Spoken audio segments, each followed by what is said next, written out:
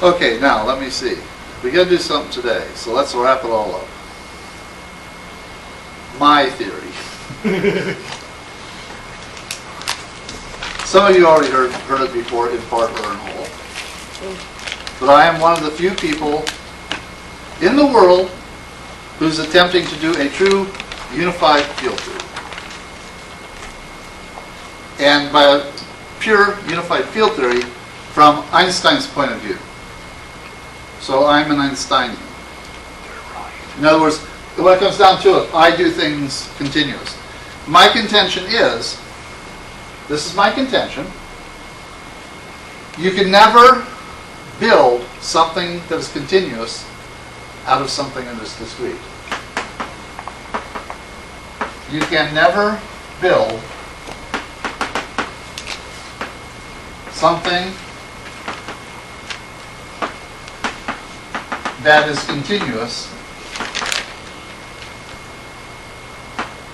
out of something that is discrete.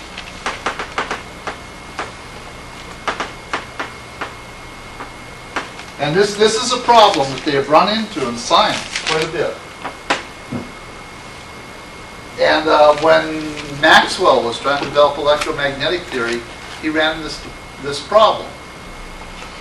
And Maxwell's first theory of electromagnetic waves, he pictured the ether, the luminous ether, as being made up of cogwheels. Like this. Now if this cogwheel is turning in this direction, the cogwheels to transmit an electromagnetic wave would all have to be turning in that direction, right? Then the electromagnetic wave sort of goes between the cogwheels. But what happens? At this point, this cogwheel is going this way, and that one's going that way. You can't do that. It's impossible.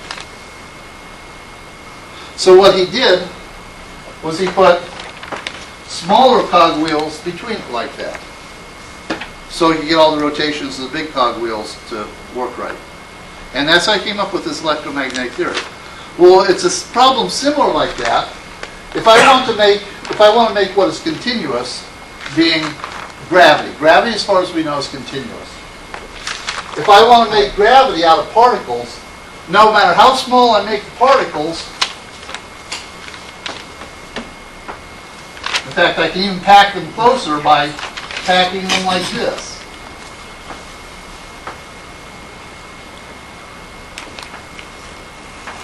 They're not going to be continuous because I'm always going to have little blank spots between them.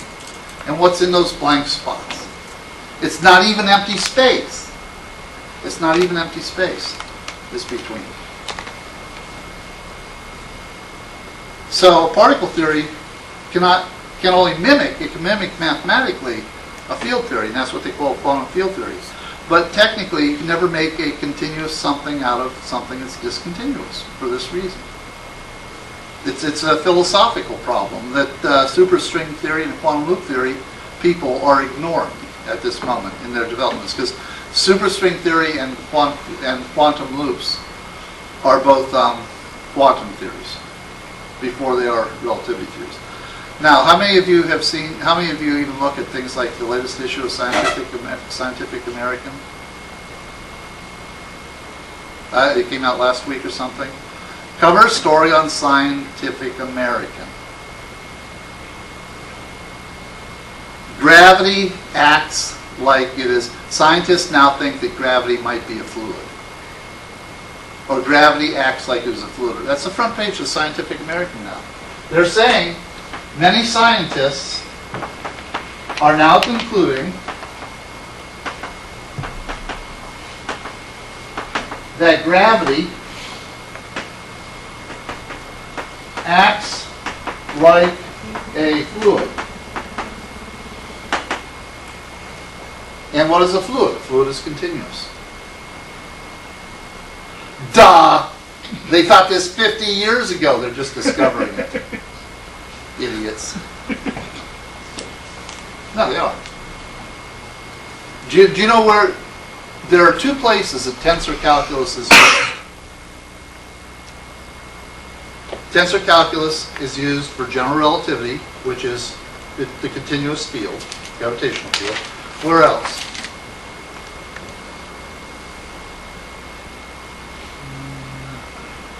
Weather systems, models of weather systems, because weather systems act as if they're continuous fluids flowing.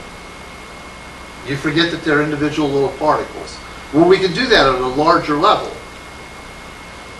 We can act as if the air particles are flowing and use fluid dynamics. And fluid dynamics in weather systems, models of weather systems, is very similar to the fluid dynamics used in gravity theory. But they have been using that fluid dynamics for 50, 60, 75 years to explain gravity. But it seems now it's just been discovered, according to Scientific American. Now, why would you think they think that? Because quantum theory, the discrete, has dominated science so much, it seems that they forgot that gravity is already acting as a fluid, and they've rediscovered it. Which means that quantum theorists are starting to change their minds and their attitudes. So, however, you can always see a fluid will always be smaller. No matter how small you make your discrete particles, a fluid is always smaller. See, to get rid of these spaces, how do we get rid of these spaces? Make smaller and smaller particles.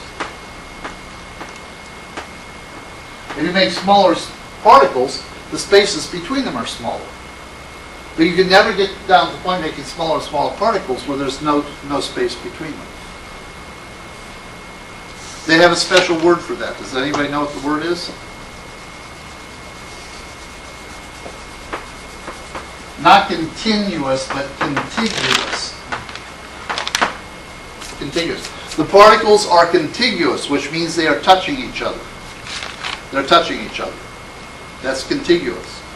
But they're not continuous, being that there are small separations between them when they're packed together. And believe it or not, this continuous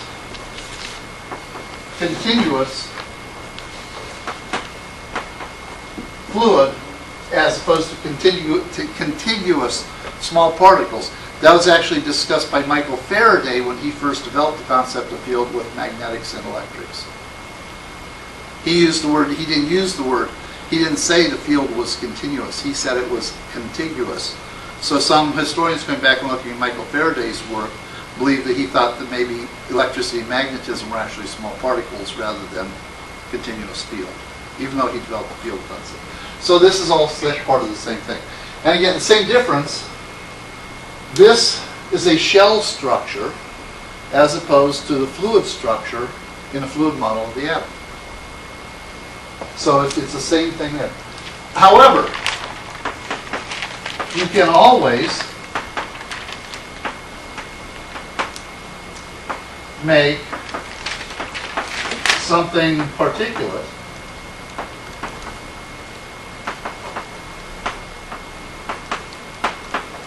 out of a continuity. You can always make a raindrop out of water, even though the water is continuous. Within a drop, it can still be continuous. So this is why I would, from a philosophical point of view, this is why I'd say unified field theory is more fundamental than quantum theory. And that's what Einstein believed. Now, Einstein tried 3 different methods to unify physics. Now, he was only looking at unifying electromagnetic theory and gravity. Then he thought the mesons and particles and everything would evolve out of mathematics after electromagnetism and gravity are unified. So we've got our 4 basic nature. We've got our 4 basic forces. We've got gravity, the weak nuclear force, the electromagnetic force, and the strong nuclear force. Einstein's starting point would be to unify gravity and electromagnetism, and thought the other ones would pop out. Quantum theory unites strong and weak nuclear, then brings in electromagnetism, and gravity is last because of its continuity. So what Einstein was trying to do first, the quantum theorists are trying to do it last. So it's like they're working at the same point from 2 different directions. Now, he tried to unify gravity, electromagnetism using 3 different methods. And the 3 methods are stated in, I think it's Appendix B of his book, The Meaning of Relativity. The meaning of relativity.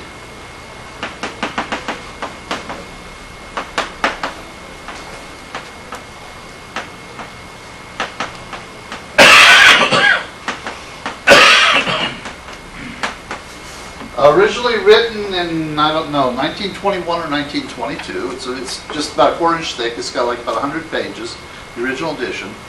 He did either 5 or 6 different editions between 21 or 22 with the first edition and 55, the last edition, the year he died. In the very last edition, he has appendices. The meaning of relativity is just his mathematical explanation of the special and general theories. He also wrote a book for the layman called The Special and General Theories that has very little math in it, just explanation. But this is the one for scientists, the meaning of relativity. And he updated it and added appendices to it. In the second or third appendix, he talks about his search for the unified field theory. He says there are 3 possible ways of getting unified field theory. 1, 2, 3. The anti-symmetric field. I talked about that. That was his last theory in the 40s and 50s, the anti-symmetric field. The fact that when you multiply tensors together, you get a skew component and a normal component. It's like getting a cross product and dot product when you multiply vectors together. But he'd always just thrown out the skew component. The skew component is anti-symmetric, and the normal component is symmetric. And he decided if you keep the skew, instead of throwing out the skew anti-symmetric component, keep it and use it to, just don't throw it away from the mathematics. Say, that's not possible, throw it away. Use that to explain electromagnetic fields. And so that was his final attempt. Then he used another one called distant parallelism.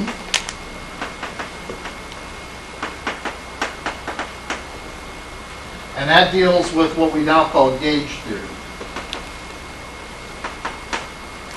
The first of the distant parallelism and gauge theory attempts were made by Weil. Actually, Weil and then Eddington. Weil in 1918, Eddington in 1921 did gauge theory. Then Einstein in 1929 did distant parallelism, and the two come together. And the third attempt was a hyperdimensional theory.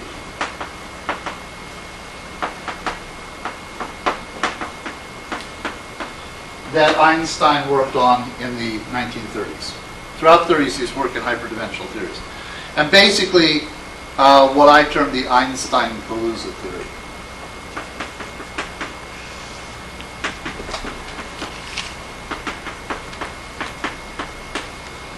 Einstein is the general relativity part, then Kaluza added a 5th dimension and brought in electromagnetic theory.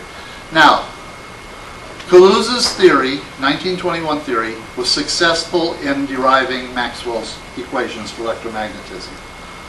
But, 2 things. He assumed that the 5th dimension was not real. He was just using it as a mathematical artifice. He did it mathematically, but gave it no reality. It's not real. And because of that, he was never able to, he could duplicate Maxwell's equations, but he couldn't predict anything, so there's no way to test it. All he could do is duplicate Maxwell's equations. So therefore, it's never been considered by scientists, because there's no way to test it or apply it that would be different from Maxwell's equations. So why have something new when Maxwell's equations work fine? So that's where it stood.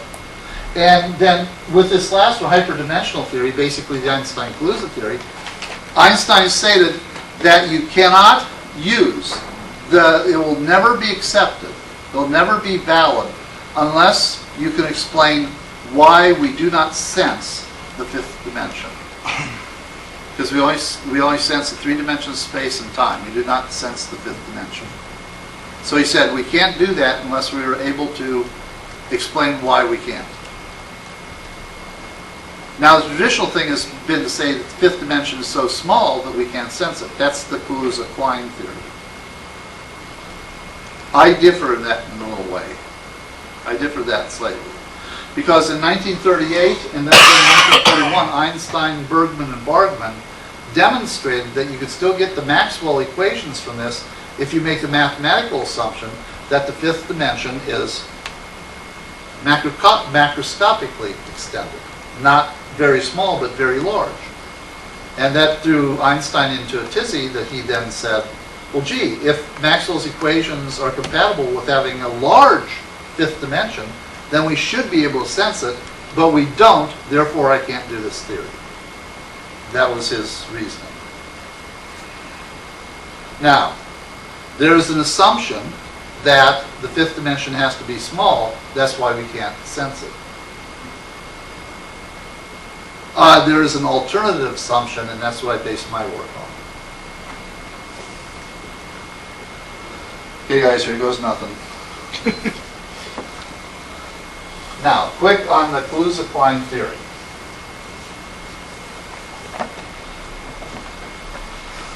Or the Kaluza theory, not Kaluza-Klein. The Kaluza theory.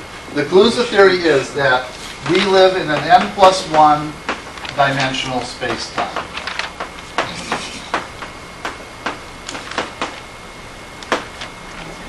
The n is the 4 dimensions of space-time. So n is 4D, 4-dimensional plus 1, which equals a 5D. Mathematically, it's called a manifold. If I refer to the mathematics, it's a 5-dimensional manifold. But I'm not talking about mathematics. That was Kaluza's mistake. He did it only mathematically. He did not assume it's real. I'm assuming it's real, so I'm going to call it a 5-dimensional field.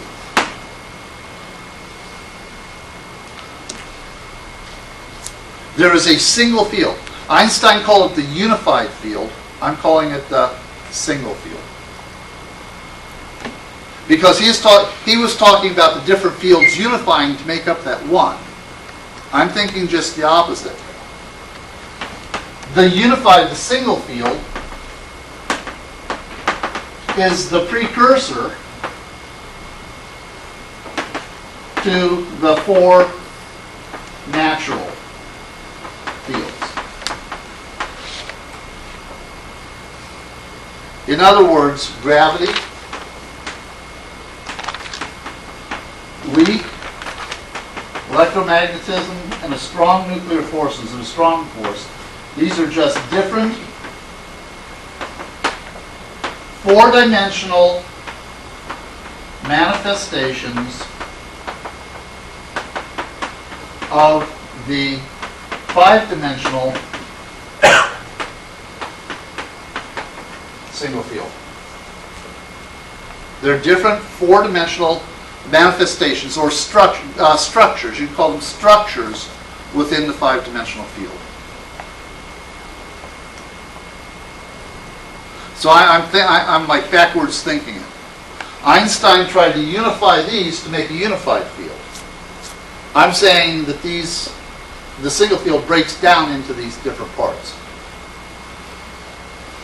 I think that was Einstein's mistake, because all he ever tried to do was electromagnetism. He wasn't thinking big enough. He had to think of unifying these all at the same time. And so what kind of effect was he looking for from the 5th dimension? He's only looking for an electromagnetic effect. And therefore he said there's no effect.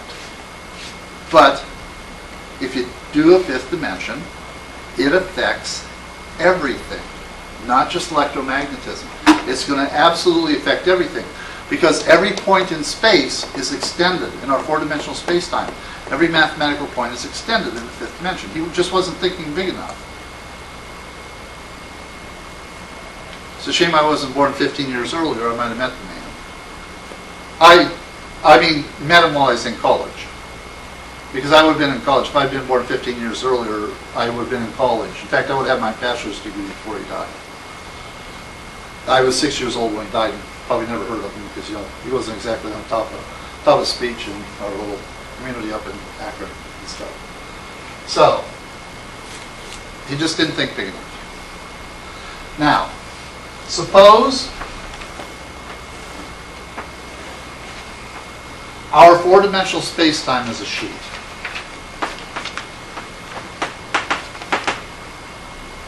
Our four-dimensional space-time is a sheet. So this sheet is 4D ST, four-dimensional space-time. So, four-dimensional space-time would be the sheet of paper.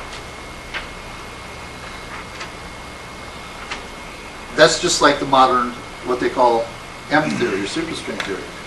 Superstring theory is now talking about a four-dimensional brain in a five-dimensional bulk. But the brain and the bulk are two different things. See, I'm considering this as continuous. So it acts as if there's a sheet, but that sheet is actually, the sheet is not separate, like the superstring people say. It's not a separate thing, because the field is continuous. So the sheet is really a super dense portion of the single field.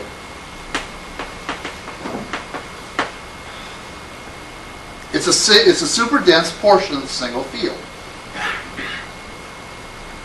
So it's not a separate thing, it's continuous. So I can take this sheet, but what I want to do is I want to look at the width of the sheet.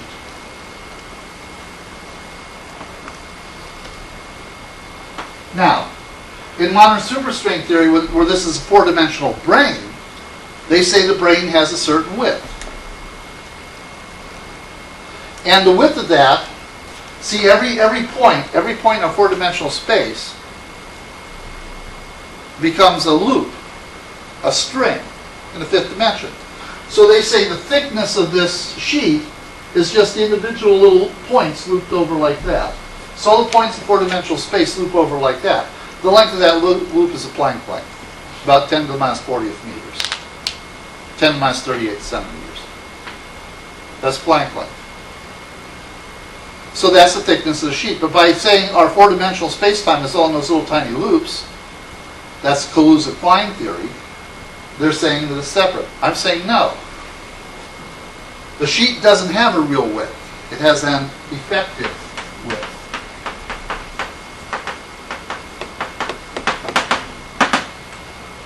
It has an effective width. How many of you have ever made hot chocolate? What do you do first? You heat the milk. And what happens when you heat the milk? Yeah. Well, what happens? It forms that little scum on top, like a little sheet. But is that sheet really separate from the rest of the milk? No, that sheet is separate, but it's still part of the milk. Well, the single field is like the milk. And the sheet I'm talking about is like that sheet that forms on top of it. It's separate from it, but it's still part of the milk at the same time. It's congealed milk making that sheet. Well, that's why I'm saying my sheet is in 5 dimensions. It's like congealed part of the single field, the densest part of the single field. So, it's the fact that all of matter is inside. All of what we know is matter. All that we know that is matter, gravity, the weak nuclear force, electromagnetic waves, or the photon part of the electromagnetic waves, the particle part, and the strong nuclear fields, all exist within that effective width. But it is continuous with the rest of it. So, if I have a point in space-time here, the point in space-time, a four-dimensional space-time, extends out around like this and comes back and closes in on the bottom of the sheet, being continuous. But, and that's called an A-line. That's called an A-line. The extended point in the fifth direction is called an A-line. That's Kaluza's term for it, in the Kaluza theory.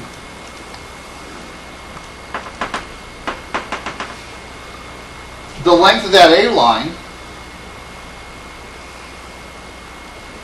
is about the circumference of our four-dimensional universe. of our or of the universe, of our three-dimensional spatial universe. That's about the same size. That's about the same size.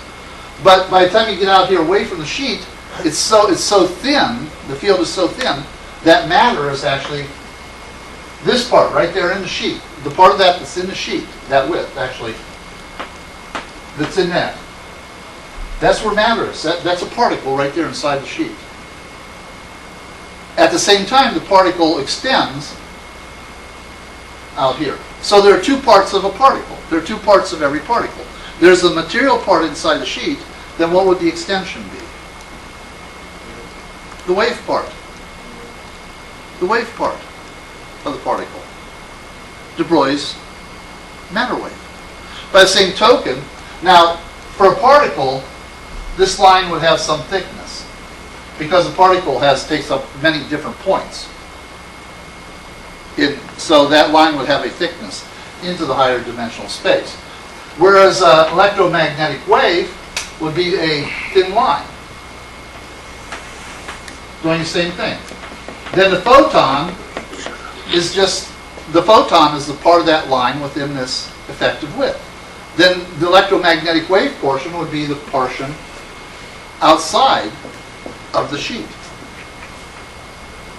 So the wave part, there is no wave particle duality. There's just a continuous line. The wave part being the part outside the sheet and the photon part being the part inside the sheet. I just got rid of wave particle duality. Makes sense. So wave particle duality is just an A-line and includes the sense of the term. Now, I'm looking at the sheet from above. As I said, all space and time is in the sheet.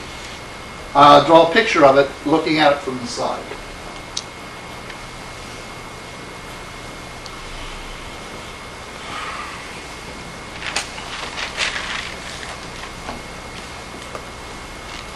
Now, there are certain rules.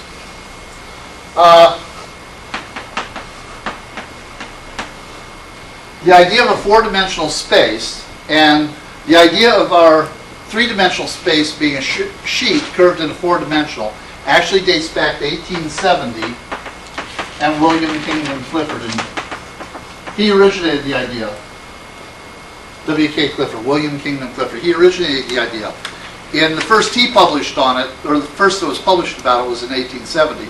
Although he had the idea in 1869 because J.J. Sylvester, president of the British Association for the Advancement of Science, spoke about the idea in his 1869 address, presidential address before the British Association for the Advancement of Science. So he told people about Clifford's theory then.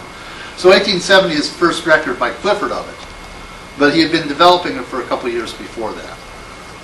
Now Clifford had a three-space sheet curved in four dimensions in a 4D manifold with a separate time, plus separate time.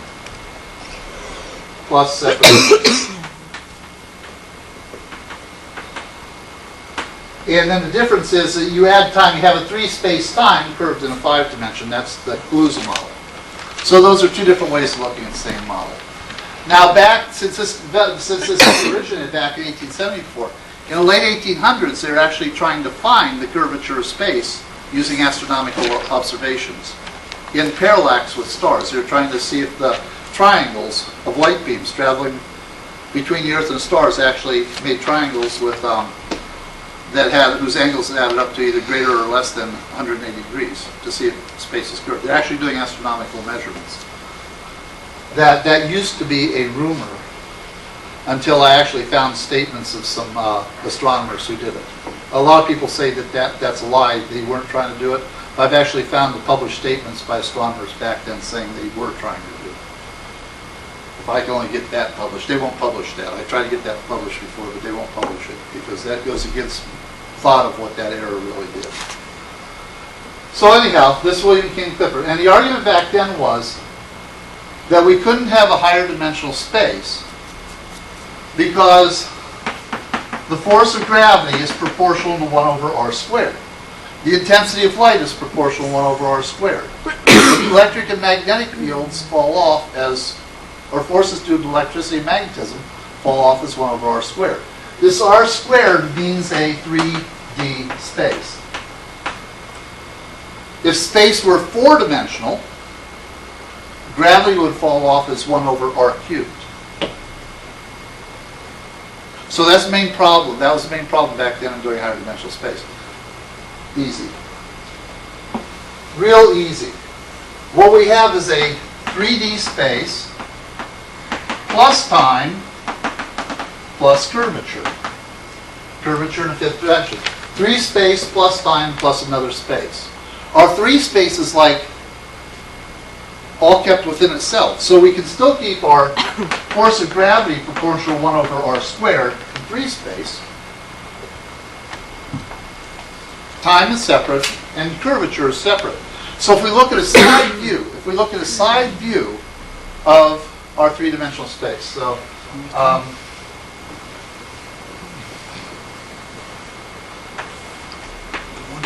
here's our 3 space in a horizontal plane. The vertical plane is the 5th dimension. And then here's time. Time is into the board. And so I draw our space. So it would have, I don't want to draw a solid line. Is that the last one? That's the effective width in our space. That's the effective width of our space.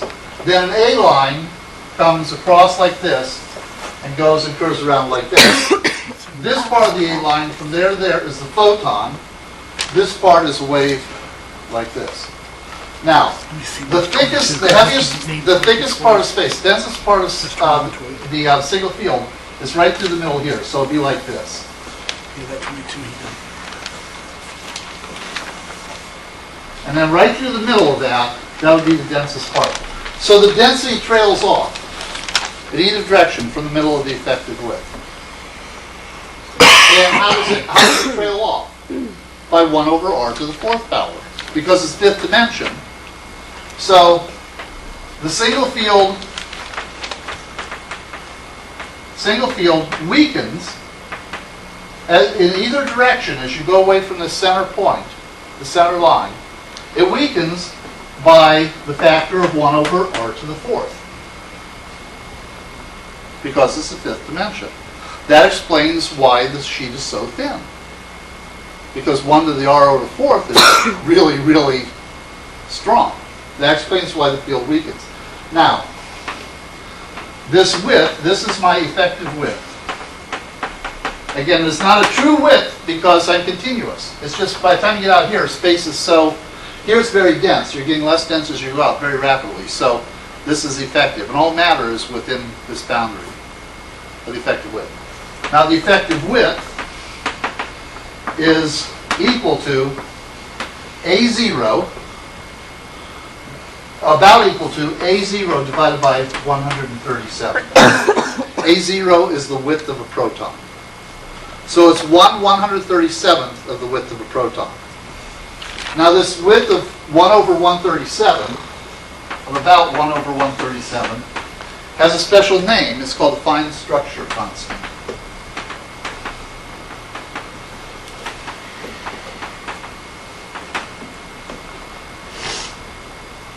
It's called fine structure constant, and it is equal to, what is that? E over hc, where E is the electronic charge, 1.6 times 10 to the minus coulombs, 1.6 times 10 to the minus coulombs, h is Planck's constant, and c is the speed of light. And it's called fine structure constant because if you put an atom in a magnetic field, such that the electron, you get a single bandwidth Remember when we did hydrogen and I said there's red, blue, and violet, the four bands of visible light that come from absorption and emission of photons from. So for hydrogen, you have red, blue, actually it's a blue, violet, and violet. Those are four wavelengths of hydrogen, of the hydrogen spectrum in emission and absorption. That's normally. If you put that into a magnetic field, the red will split into three very fine reds like that. These lines split, and that's called the fine structure. And the amount of that split is proportional to this ratio. The amount of that split is proportional to that ratio. So that's the fine structure of the lines. So they've known this idea of the fine structure constant. They've got a factor of 2 pi in there. They throw a factor of 2 pi in there so they can write an h bar. Have I got that expressed right, Josh? It was E over hc, wasn't it? I always get that one mixed up because there are other constants that are similar.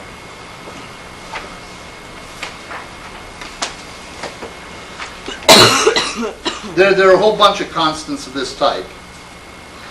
Now, this has always been a problem in science because they could never explain what that fine structure constant is. And a funny thing is, what are the units of that? It's a unitless number. It's unitless. It has no units. So they've always figured because it shows up dealing with magnetism and electromagnetic waves in different places, that it must be some kind of a special number. And it has no units. It has no units like pi has no units and like E has no units. They're special numbers. So they consider that a special number within nature. But they've never been able to explain what it is and what it means. Well, I just have. It defines the width of the effective width of space-time, of our four-dimensional space-time. And at another level, I can account for the splitting there. When I go to my atomic theory, I can actually explain the splitting. Let me see. I'm just checking on the fine structure constant. 154. The fine structures constant also shows up in quantum electrodynamics. Funny that, isn't it? I'm sorry, E squared. I left off the square. The modern variation of it is E squared over 4 pi hc. That's the modern. It used to be written E squared over hc, but they threw in that 4 pi thing. They keep on doing that to mess me up.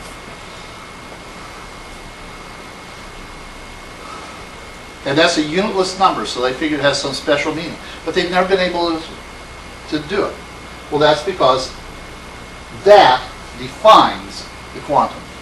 So my theory here, with the effective width of space, actually defines the quantum. So the quantum pops out of the geometry of the space-time, which is what Einstein wanted. He just didn't do it in this way. Now, Einstein never would have worked with this because he considered the field, the single field, to have no properties. I'm giving the single field a property. What is that property? What is the single property of the single field?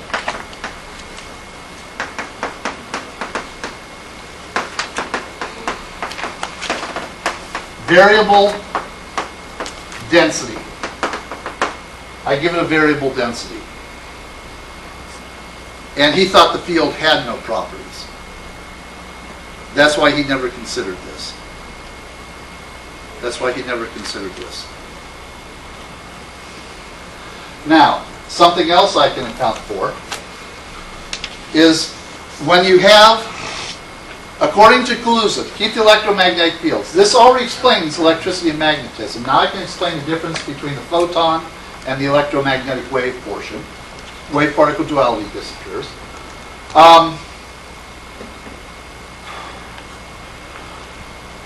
According to Kaluza, this has to be a closed loop. And all the points in space have to have the same length in the fifth dimension. They all have to have, that's his 2 requirements for getting electromagnetic theory out of it. They all have to have the same length, and they have to be closed, which means they can't be infinitely long in either direction. They have to form a closed loop, and all the same length. And the only difference is, again, string theory, superstring theory, says that closed keeps those, but the length is Planck length. I'm saying this length is about the same as the diameter of our known three-dimensional universe. which is quite long. Now,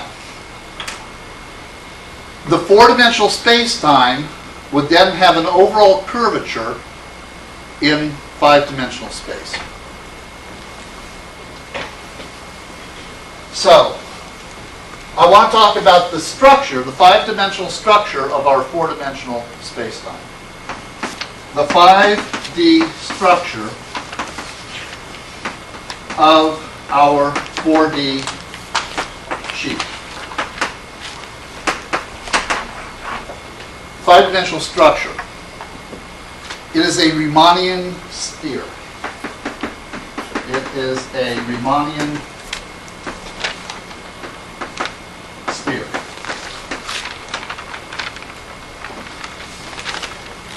You can have two types of Riemannian spheres.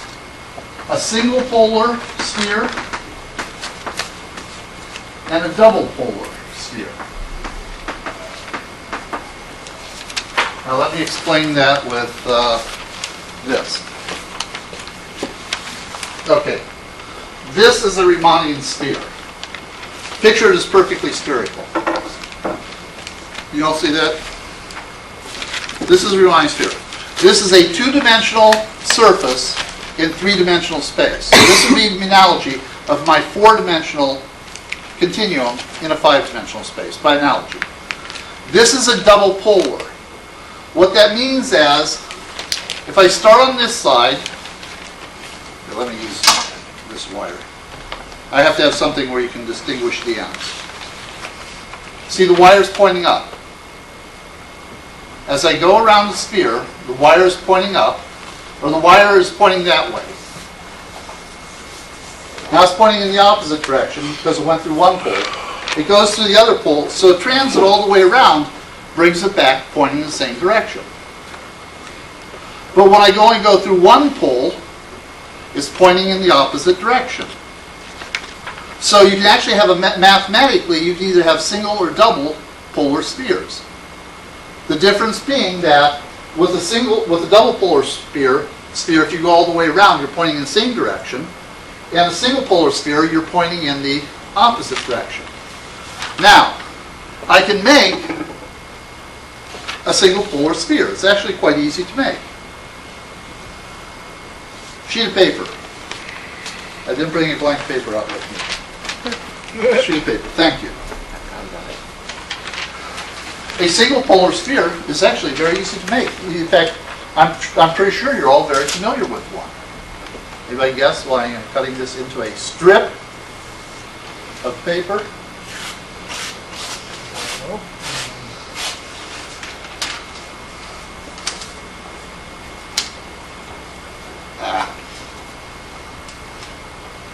There. That's a single polar sphere. It has a special name. Two-dimensional is curved in a third dimension. It's called what?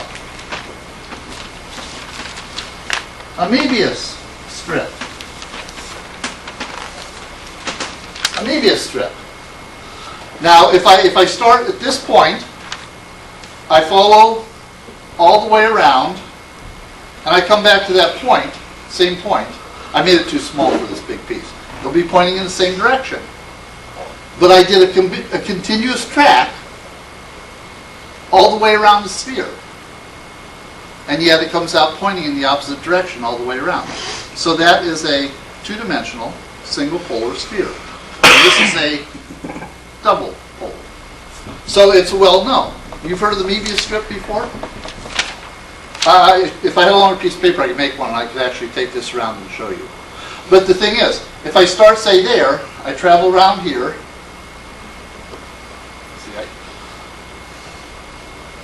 And I come around pointing the other direction. I didn't do it very well there.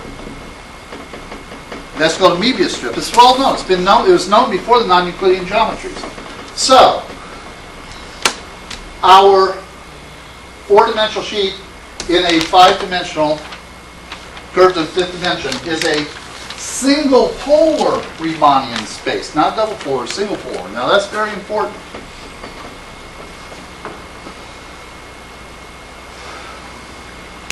Now with that in mind, Just basic, simple 1820s geometry. This is 1820s, 1830s geometry.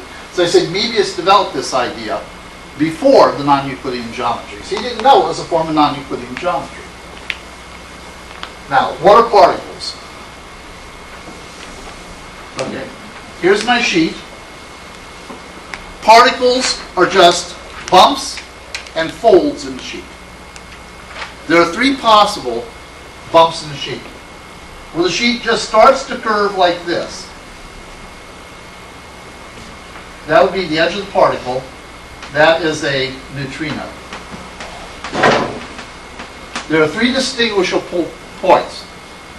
The point where the sheet starts to curve locally. That's one extreme. The other extreme is where it curves so much that it folds over on itself like that. That is a proton.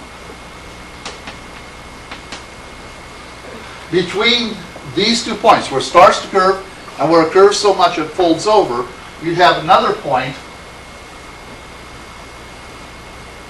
and that's just curves until just before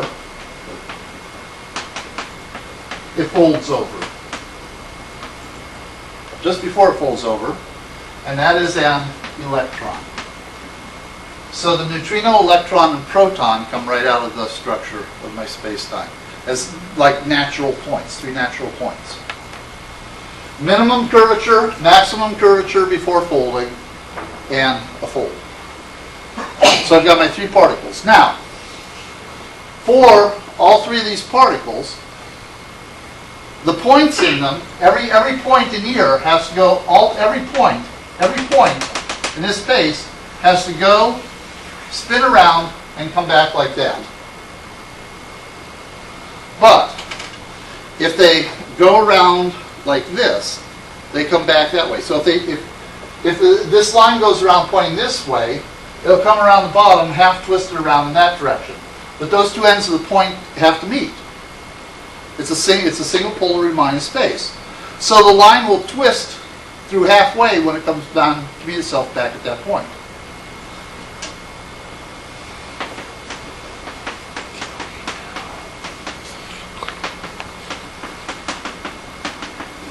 That's particle spin of plus and minus 1/2.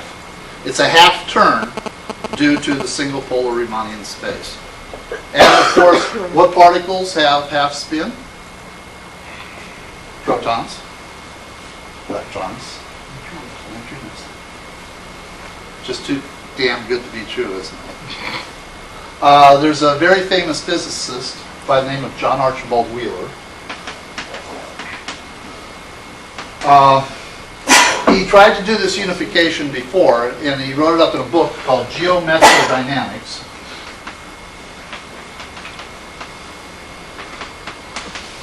And I've actually given you a quote of his from Geometrodynamics. He wrote Geometrodynamics back in the 50s.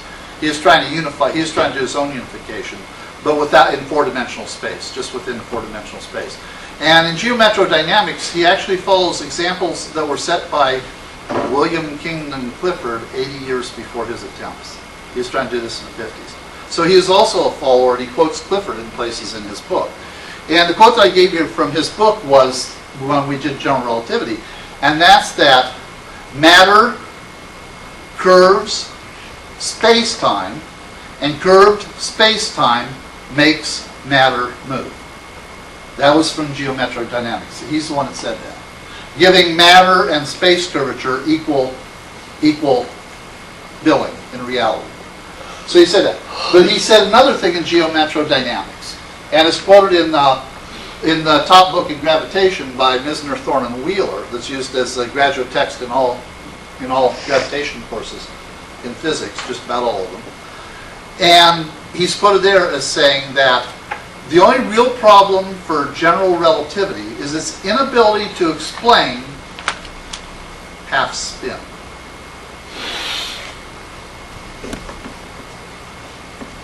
I just did. I've solved Wheeler's problem. That explains half spin. Have I got you convinced yet? It gets deeper and hairier. The three-dimensional,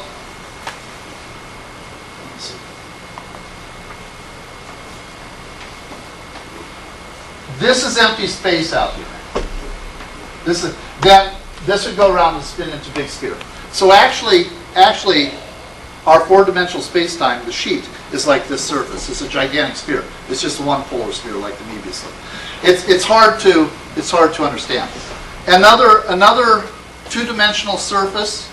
They have another two-dimensional surface that is single polar spherical, and you'd never guess what that surface is.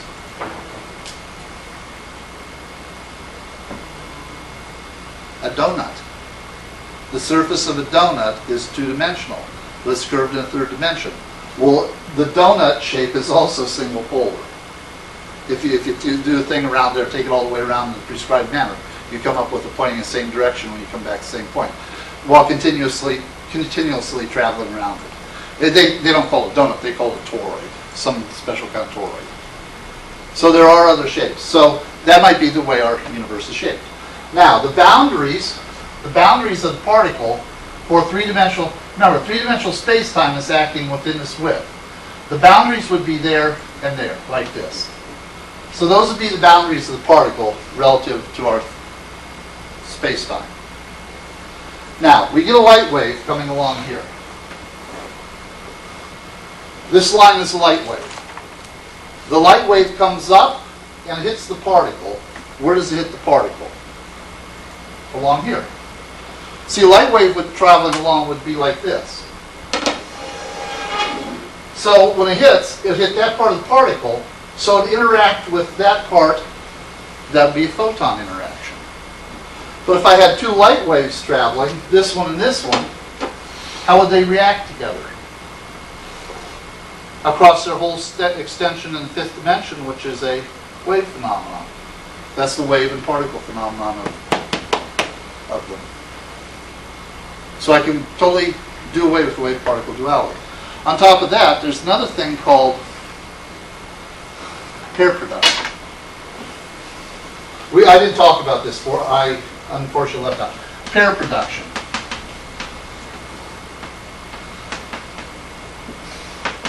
If a gamma ray comes too close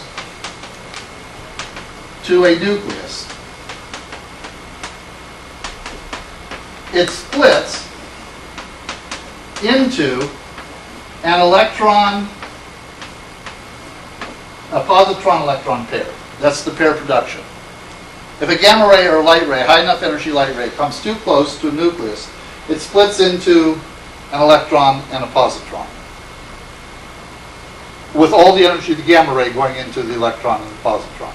That's called paired production. On the other hand, we have what's called mutual annihilation.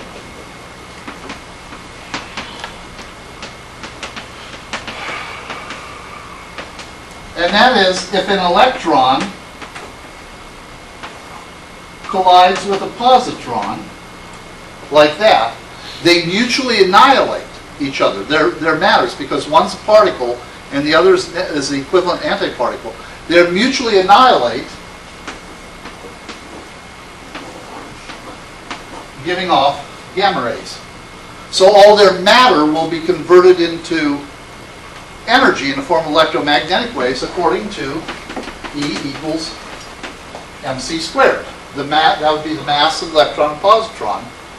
Then would go into energy for the electromagnetic gamma rays given off. So these are opposite reactions. Paired production is exactly opposite to mutual annihilation. But mutual annihilation can occur anywhere.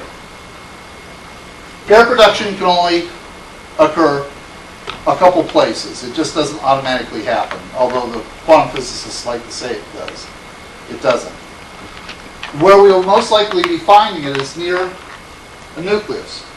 Well, if you have a nucleus is going to be particles stacked on top of each other. I'll get in that in a little while. Particles will stack on each other to make, on top of each other, fifth dimension to make a nucleus. And so the space near the nucleus is going to be very radically curved like this. Now this is the boundary of the nucleus. That's the boundary of the nucleus. Now they know that pair production occurs when, again, a gamma ray comes too close to nucleus. It just automatically splits. They don't know why. Watch what happens when this gamma ray comes close in here. Following incursion space happens. Now what happens at that point right there? Before, just before it hits, what does it do over here?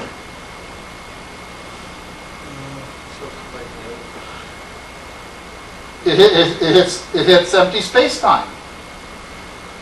Like this. See, it hits empty space-time. See, the gamma ray always has to be perpendicular to the sheet. Any electromagnetic wave, the line, is always perpendicular to the sheet. So when you come up this curve, named perpendicular sheet, before the gamma gets close to this, it's occupying two different positions in space at the same time. It can't exist at two different locations of space at the same time. So what happens to it? It pair produces into, the energy is thrown away in two different particles. One being an electron, the other being a positron. Because the light wave cannot exist at two different places at the same time. That would be physically impossible. The only way it can happen is if it splits into its equivalent energy particles, which would be the electron and the positron. So I have just, now that also, where else will you surely find pair production?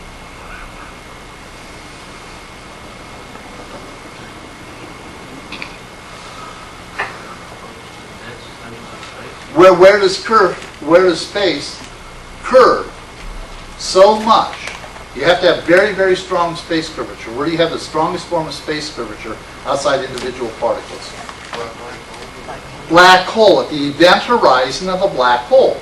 The event horizon of a black hole would be the same thing.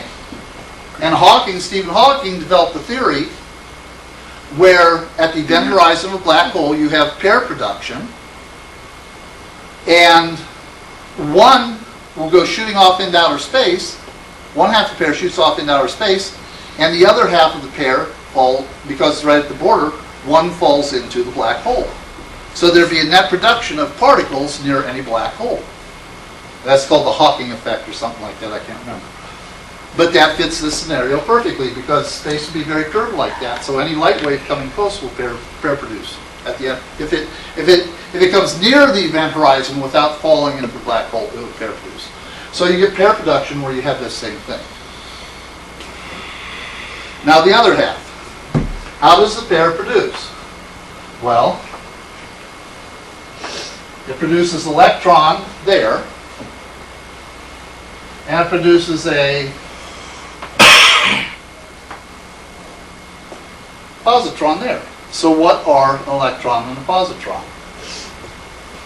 The electron curves up relative to space-time. The positron curves down relative to space-time. So when you have one curving up, there's an electron curving up, here's a positron curving down, what happens when they come together? They equal each other out and turn into gamma rays coming off. Mutual annihilation. Have I convinced anybody yet? I don't have to do the mathematics. The mathematics is already done. It's done by E equals mc squared. All I'm doing is explaining simply phenomena that already exist. Now, the atom. Or rather, the nucleus. I'm not going to do the whole atom. That's another story. I'm just going to do the nucleus. But before I can do the nucleus, I have to say what a neutron is. Now, a neutron is a stable particle inside a nucleus of an atom. But it's unstable outside the nucleus. A neutron has a half-life of like 15 and a half minutes outside of the nucleus. So neutrons are actually unstable particles. Now, a neutron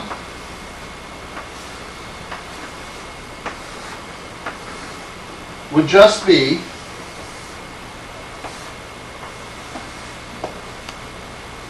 a proton sitting on top of an electron. A proton and electron cannot occupy the same point in space, can they? But they're not. Four-dimensionally, they occupy the same space. Three-dimensionally, same space. Four-dimensionally, same time. But they're not, because they're stacked one on top of the other. They're separate five-dimensionally, and all the electron does is add to the curve of the proton to give you neutron. So neutron is just an electron and proton stacked in the fifth direction. So in a sense, they have the same location in four-dimensional space-time, but they're separate in five-dimensional space-time. But it's an unstable thing, so if they're not in a nucleus, they decay after 15 and a half minutes half-life. That's what my theory has to calculate. If I can calculate that one from theory, that would be considered verification of my theory. So if that's a neutron stacked this way, why can't I say a nucleus is particles stacked up in the fifth dimension? Let me get my problem.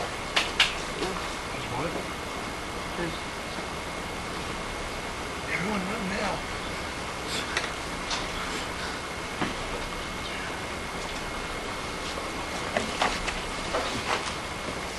Oh no, he's bringing in cups. A nucleus. That is a nucleus. It's an incomplete nucleus. Part of it fell off. Yeah. Okay. Nucleus of a hydrogen.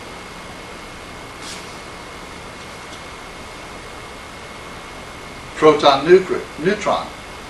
Nucleus of a deuterium. Neutron, proton, neutron. Tritium.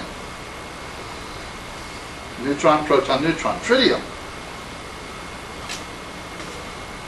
Neutron, proton, neutron, proton. Helium-4.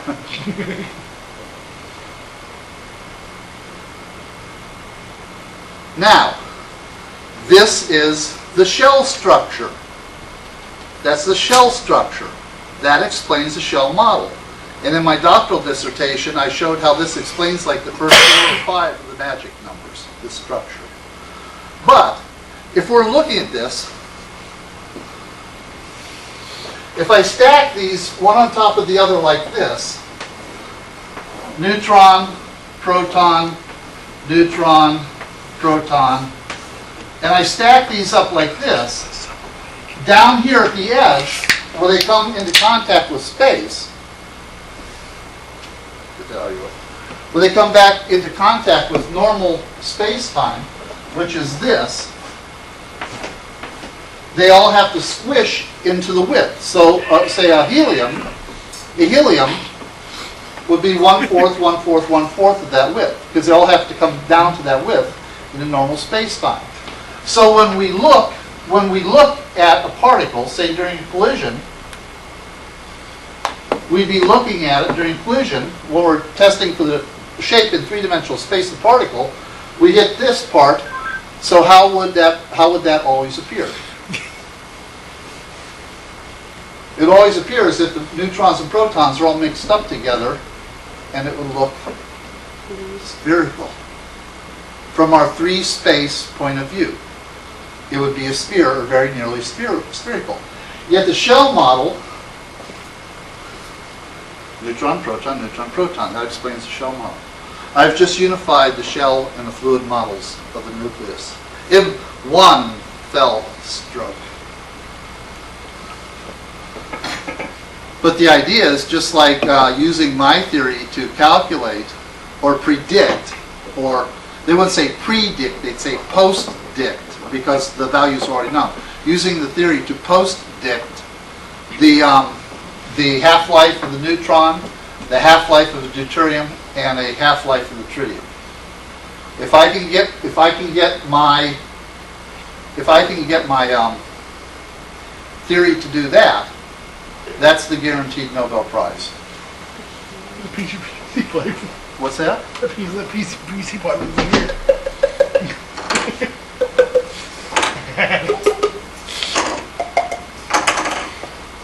Sound. I use them for sound. So does that make sense to you? This is totally logical structure. This is always logical deduction just from an extension assuming the fifth dimension is real. Now what else can I do for you? Yukawa potential.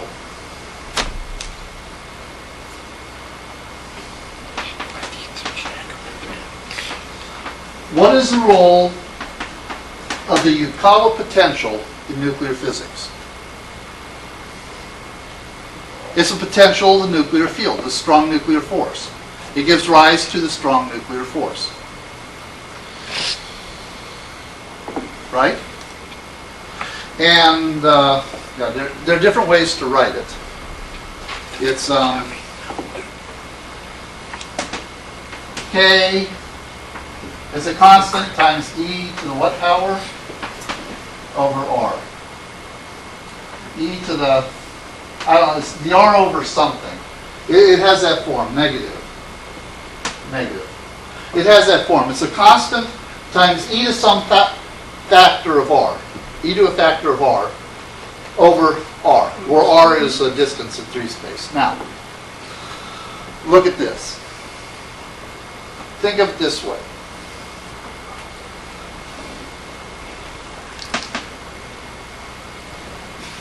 That was weird. In 3 space, we developed the concept of a potential, electric potential. Electrical force is K QQ over R squared. R squared, the force is R squared in 3-dimensional space because it's 3-dimensional. 3-dimensional gives R squared. 2-dimensional space would be R over the first note. So your R factor for the force is always 1 less. The electric field strength is KQ over R squared. The field strength is always, the field strength in 3 space is proportional 1 over R squared. But now if I look at the potential, the voltage, it's a single power of R. So for 3-dimensional voltage in 3 space, you have 1 dimension of R. Now that would be the same for gravity, gravitational force. They're all the same as that. That the potential is always 2 dimensions less than the space you're in. How many dimensions of R are there in the Yukawa potential? We've got 2 factors of R. So 2 factors of R under that little rule of thumb would require a 4-dimensional space. R normal 3 space plus the 5th dimension. So that alone would imply the existence that we live in a 4-dimensional space. Electromagnetic theory also does it. But I don't want to get into that. That's Maxwell's theory. Now, so we have a 3-dimensional space, and we have the particles stacked one on top of each other. So, 3-dimensional space, 3-dimensional space. What dimension is the surface of contact between them? 2. Your surface of contact between 2 different things is always 1 dimension less than the things themselves. Watch. If I have a proton stacked on top of a neutron, the proton and neutron are 4-dimensional. What is the dimension of the surface between the proton and neutron? 3. So surface of contact between proton and neutron, P plus and N0 is 3-dimensional. Just like a particle. Particles are 3-dimensional, aren't they? So the surface of contact is what?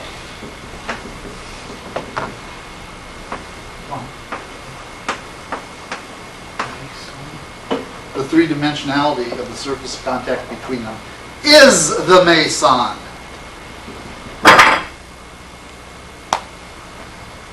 That's the meson. Now, better yet, if I want to graph e to some power, how does it graph?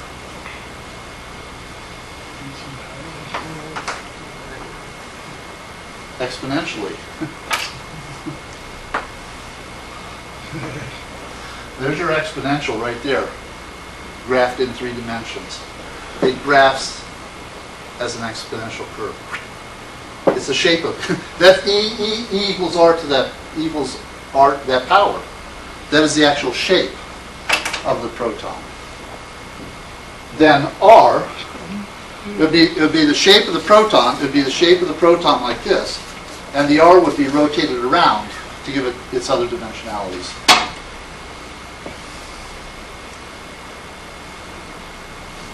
And that's the meson. I have just explained that is the strong nuclear force. I've just gotten rid of the strong nuclear force. Now, Einstein-Kaluza, the 5th dimension, is electromagnetism and gravity, right? I just did the strong nuclear force. I just took care of the strong nuclear force. I just unified the 3 of them. Now, should I unify the weak nuclear force to make my grand unification? Put me one step ahead of the M theory. If I have a proton and a neutron, one stacked on top of the other. A proton and a neutron. As they split, the surface of contact between them, that is the meson, 3-dimensional. As they split, that meson is sort of like a thin shell. It's a big nothing, isn't it? And so it decays very rapidly because it's like a balloon with nothing in it. It's just the surface, 3-dimensional surface. So it decays very rapidly. And the fact that it's curved is what gives it its mass. No one's ever explained that before. Now, how can you have a meson with all that mass coming off of a proton and a neutron, but not changing the mass of the proton and neutron as much as the mass of the meson? That's because it's like a balloon, a puff balloon. One of my professors used to call it. It just blows apart. It's an empty shell. The meson is an empty shell. But when it blows apart, it did have space curvature to it. It did have space curvature. That space curvature has to go somewhere. It had some minimal amount of space curvature that has to become something, because that space curvature can't just cease to exist. And what is the minimal mass of space curvature there is in my theory? The point where space just starts to curve, which is the neutrino. The neutrino is a product, the neutrino is the weak nuclear force. The weak nuclear force was invented to explain the neutrino. And I just explained the weak nuclear force, so I now have a unification of the 4 natural forces. I've just unified all 4 of them.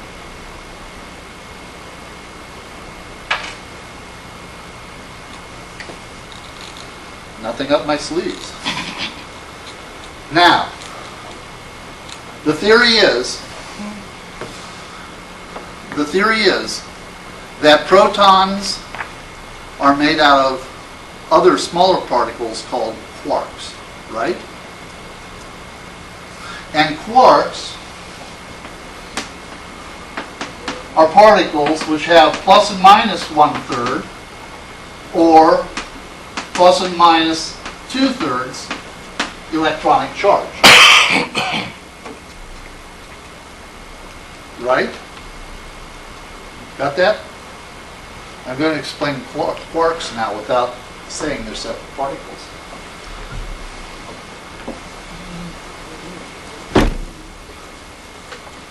Okay. Again,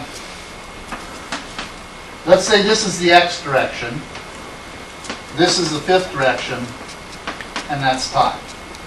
That's the XYZ direction, but I'm only going to want one x direction at this point in time.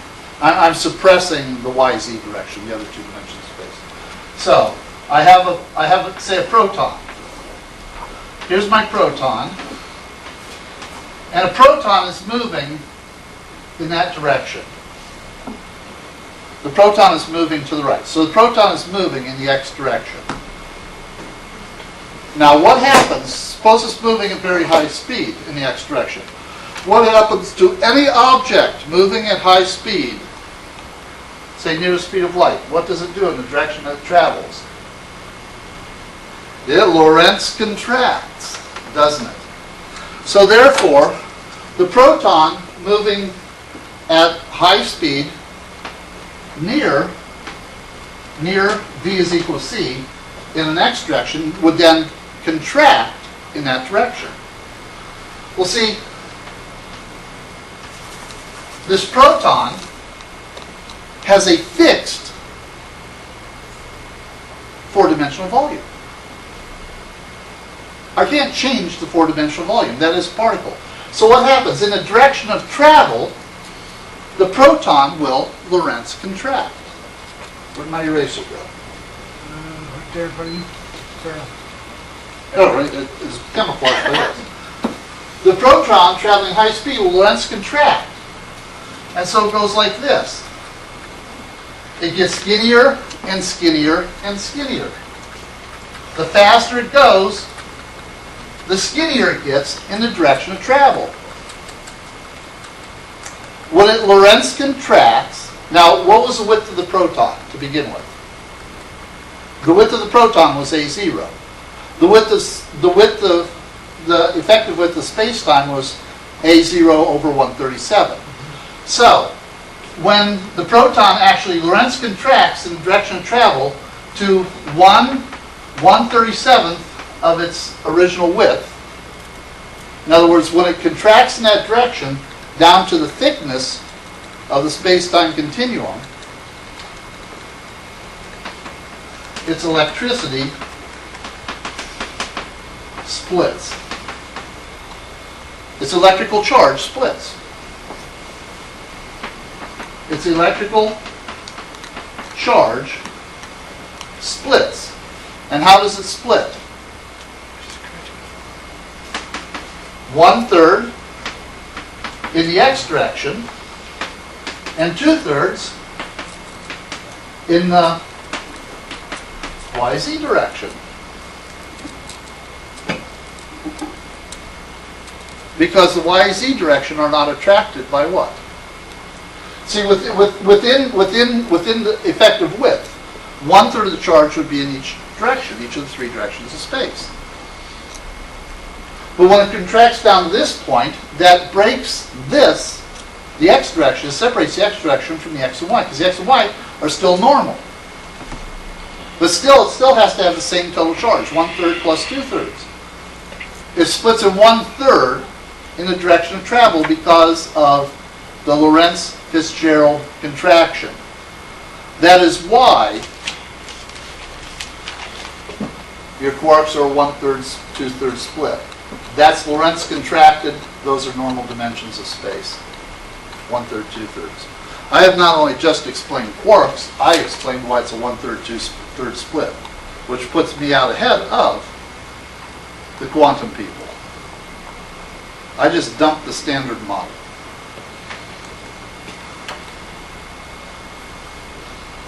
What else can I get rid of? I just got rid of the standard model. Standard model is based on, or what quantum, I just screwed quantum chromodynamics. Now quantum chromodynamics and the standard model, which are built on quarks, they have a problem. They predict the existence of a Higgs particle, which is a big heavy particle. The Higgs particle, according to the quark theory, is what gives mass to protons and neutrons and baryons. But I don't need the Higgs particle. See, the existence of quarks as separate particles within protons and neutrons predicts the existence of the Higgs. There is no Higgs because they're not separate particles. So technically, quarks are just the internal structure of particles and nuclei traveling at very high speed. So it's an internal energy structure is what I'm saying. Has nothing to do with separate particles called quarks. This is the only alternate explanation of quarks that has ever been offered. Maybe someday it'll get published. So I've just unified the four basic forces, explained the wave particle duality, got rid of the pair production and mutual annihilation and standard model all at one shot. And unified the shell and the fluid models of the nucleus.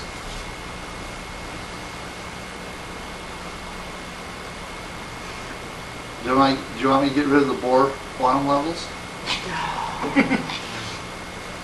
I can do that too, but I'm not going to bore you with that.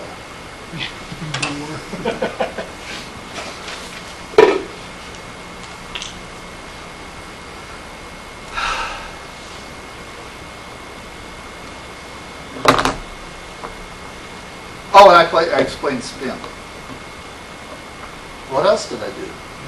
What else need I do?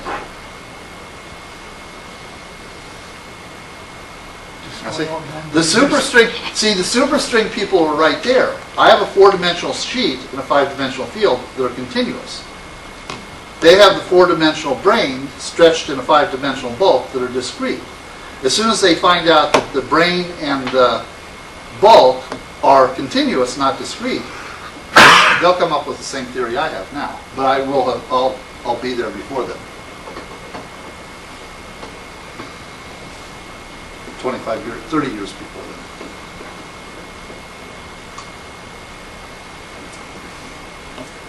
Now, with this theory, I next go on and explain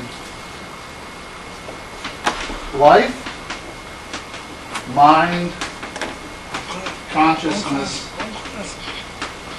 and the survival of consciousness after death. But that's the anomalous science class. And I know convincing you guys is easy. You probably all think I'm not saying that. Convincing you guys is easy. But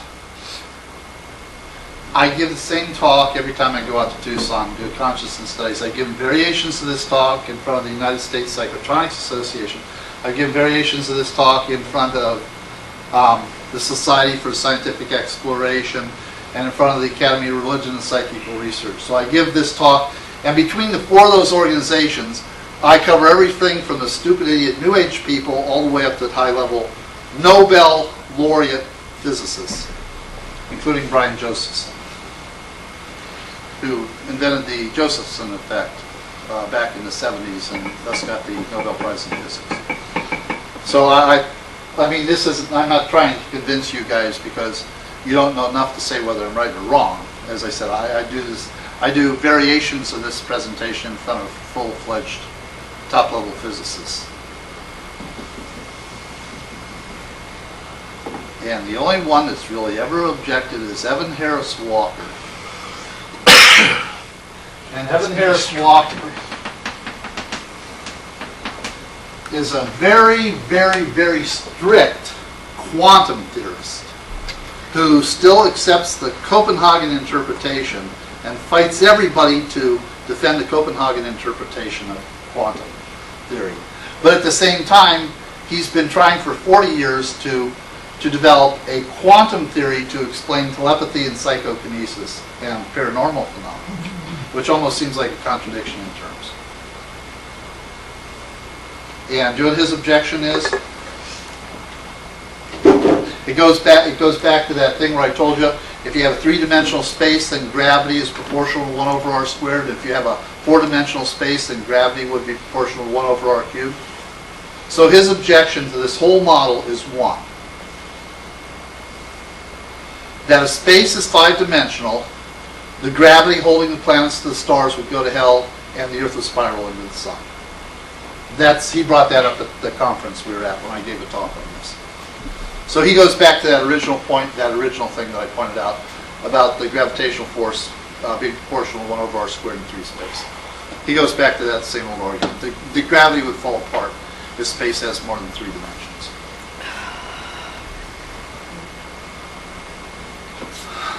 Wasn't that fun? Now, do you guys know everything in the universe or not? Maybe things left undiscovered. Oh, well, like I All said, of it can be crammed even- into a little brain crammed in. I don't know that this theory is absolutely correct. I think it is my opinion, and the opinion of a lot of other with the brain theory and everything else, because there's a guy up in Canada by the name of Wesson.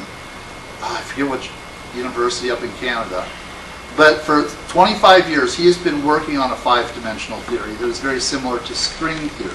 It's sort of like mine and sort of like string theory. In other words, he uses a Kaluza-Klein model instead of just a Kaluza model. And so he claims his doesn't. And then there's Bernard Carr, who I've talked about before, over in Britain, a cosmologist who is leaning towards this. So right now, if you go look up five-dimensional on the internet, when I started doing this 10 years ago, you look up five-dimensional on the internet, you maybe get 20 hits and 3 of them were mine. You go look up five-dimensional now, and there are a whole bunch of five-dimensional theories. I'm not the only one coming to this conclusion. So I would say, whether my theory is correct or not, science seems to be going in this direction right now, because a lot of scientists are coming up with very similar ideas all at the same time. So any future unification theory would probably look a lot like mine. A lot like mine. So it's just, I'm hoping to be in there and grab some of the credit when it finally goes down. If I'm not dead, I'll probably be dead before this goes down. But I hope to be there to grab some of the credit. As I keep reminding people, my picture of the proton that I have, my original drawing of the proton, that was copyrighted, registered copyright in my master's thesis in 1980. There are 2 copies at the Library of Congress. So if anybody else ever comes up with that, I can claim priority because it's registered copyright. Now that's really big. Remember Newton and everybody else. Everybody's stealing like I say, a lot of people have come up with five-dimensional ideas, so I can't claim it. It dates back basically to Clifford. But how it's applied is different. We're all applying it slightly different. And eventually we'll all come together and decide one way to apply it. And that will be that's the third scientific revolution when that's done. And that's expected now. It's just quantum superstring theory and quantum loop people are trying to do it from the discrete point of view. I'm trying to do it from the continuous point of view. That's the only difference between our views right now. Hip hip, hooray.